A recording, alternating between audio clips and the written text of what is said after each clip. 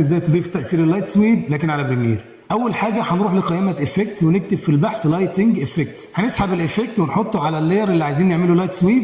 وعلشان نظبط الافكت طبعا هنروح لقائمه افكت كنترولز، هننزل لحد ما نلاقي الافكت بتاعنا، هنروح لخاصيه امبيانت انتنسيتي ونخليها 100. بعد كده هنضغط على علامه المربع اللي تحت اسم الخاصيه ده علشان نعمل ماسك مربع، هنشد من النقطتين اللي في الجنب دول علشان نطوله، هحددهم الاثنين كده علشان اشدهم الاثنين مع بعض وهسحب يمين. هتقرب بقى لاي حرف من حروف الماسك هتلاقي الماوس اتحول زي ما انت شايف لروتيشن، علامه روتيشن، هتسحب وتلف لحد ما تعمل الزاويه كده.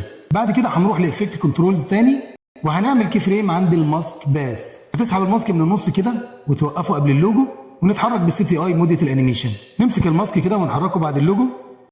بص النتيجه زي ما انت شايف، النتيجه بقت كانك عامله على افتر افكتس مش بريمير.